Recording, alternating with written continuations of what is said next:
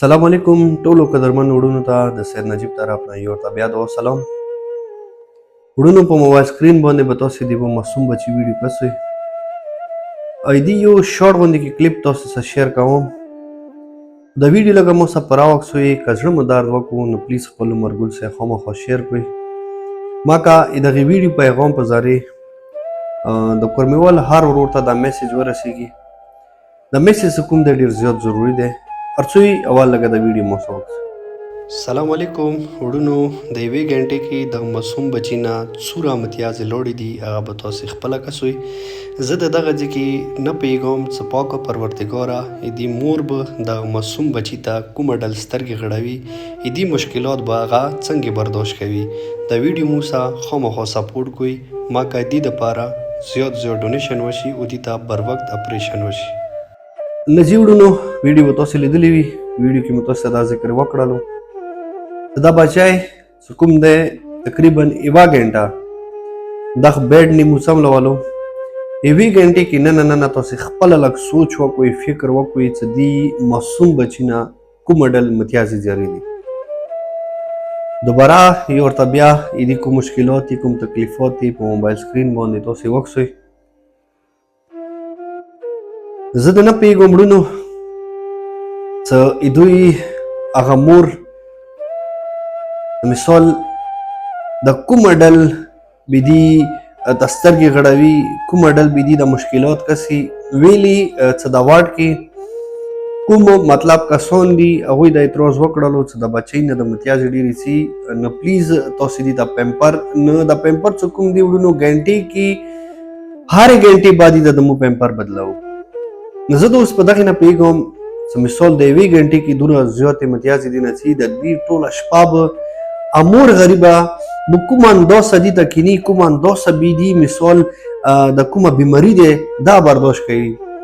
بیګا چې کله ورور ته وویله چې دې اپریشن دی خو دې اپریشن داسې دی چې هغه کې چانسز د مرګ راتلی شي نو پلیز تاسې چالو وکړه چې مور پلار یې راوغواړه نو ورور یې ما نه غوږه تو کړه مغه ټایم نه ماته احساس وشولو چې اکثر مو د اورېدلي دي چې کله د ورور څه کوم دی که نه د ورور مرګ هغه د ملې کمر متوي نو دې کې هېڅ شک نشته چې یو ورور هغه معصوم ورور داسې په بیډ پروت وي و هغه کسې چې سترګې ورته غړوي چې خدایه دا ورور مو که دې اپریشن کې مړ شي نو زه به څه کوم نه یې اوس مور شته نه اوس پلار شته نو بیګا ما نه غوږه تو کړه چې سیده څه هر څه کوي رب ته وکړه ما ته ورور باج کړه خدای ته وکړه څه کېږي هغه به کېږي خو ما ته ورور باج کړه زه کورمیوالو نه یوه پوښتنه کوم چې اکثر خلک خبرې کوي سیده دې ته مثال ته اپریشن چې کوم دی صحت کارډ نه کوي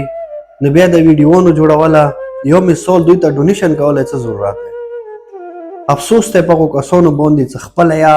یو خدمات نشي کوی خپله یا یو مثال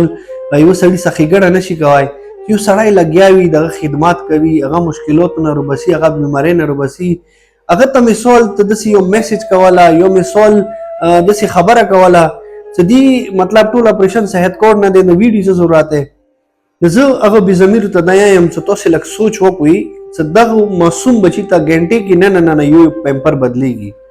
نو دا اوس تقریبا یوه هفته کېږي چې دا دلته اډمیټ دی دې ته به څومره پیمپر اخیستې شوي وي هغه نه علاوه د دوه کسان دي دا به خوراک چکاک دلته به هېڅ نه کوي